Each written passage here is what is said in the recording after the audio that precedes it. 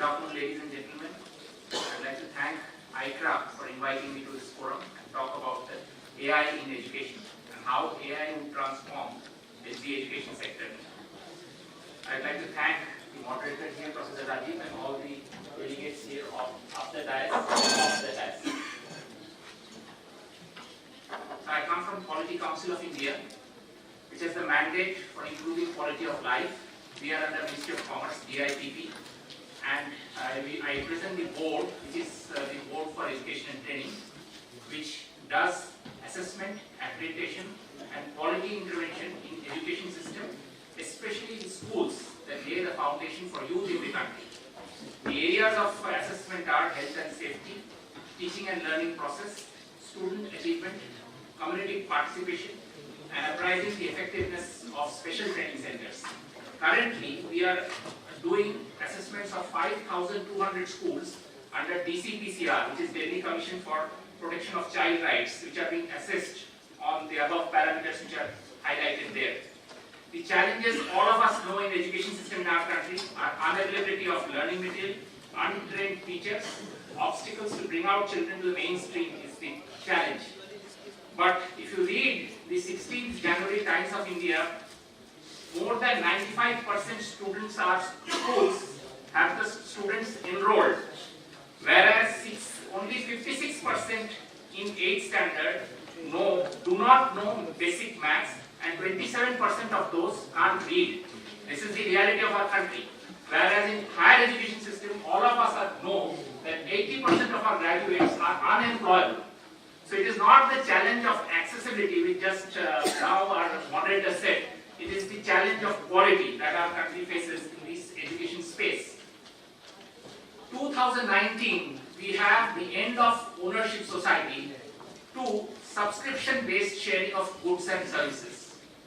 So, I'd like to start with father of AI. This is none other than Alan Turing, and he put on this question in 1950, can machine think? And he went to our country, his parents were in Odisha. So at that point of time, 1950, he put on this question of can machine think, and then the first AI solutions were given by John McCarthy in 1956. So if we go through the time, 2012, computers learned to identify cats. 2015, machines can see better than humans. 2016, AlphaGo, which is the deep mind of Google, defeats Lee Sedol in Go Match. Go Match has less rules and works on more of intuition, which was previously, it was a game of chess, which Garry Kasparov was lost by Deep Blue. But that was intelligence is equal to machine thinking. Intelligence was equated to calculation. So this was a new rule which came out, that AlphaGo, which was of less of rules and more of intuition, which took over.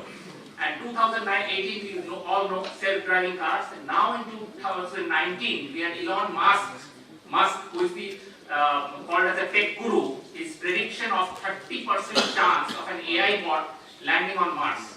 So I again congratulate ICRA for doing this event at the right time, at the most opportune time, because 2019 we see a lot of developments happening. You can already see music through Spotify, video through Netflix, housing, home, common, furniture, furnished, clothes, hotel, teamwork, which is collaboration. There's a collaborative engine which has come out called Nudge Engine, and the solution is by Hum. So we are going to see a lot of education which is personalized teaching and learning pedagogy. And this year only, on January 13, 2019, CBSE introduced AI as an elective in standard 8, 9th and 10th. So AI adoption is inevitable regardless of industries.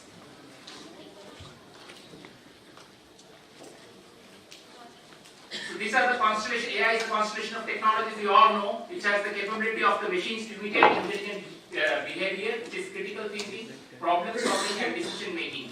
We have the machine learning, which can, without being explicitly programmed, can act autonomously.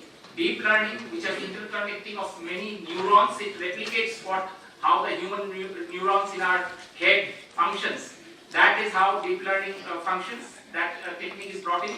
And with artificial neural networks, the algorithm based on biological structure of the brain, and with expert systems, which are the action points, which brings the human knowledge fed to computers, leading to human expertise. Microsoft Cortana, Apple's Siri, Google's OK, and Amazon Alexa. So this is the timeline which is there for how artificial intelligence was built up right from 1950.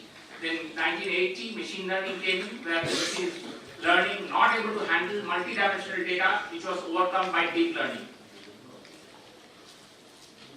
We have machine learning used in education, where the access to education is not important as the quality of education.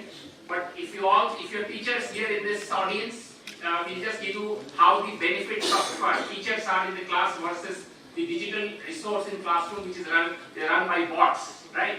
So if you just analyze, you will always be able to think of top teachers who had taught you in your school days and your graduation days. But if you would not like a bot in the class to teach you on similar lines, right? This is because the teacher has a lot of influence on the students. So they can analyze, synthesize, and apply knowledge, develop cognitive skills, critical thinking and problem solving, behavioral norms.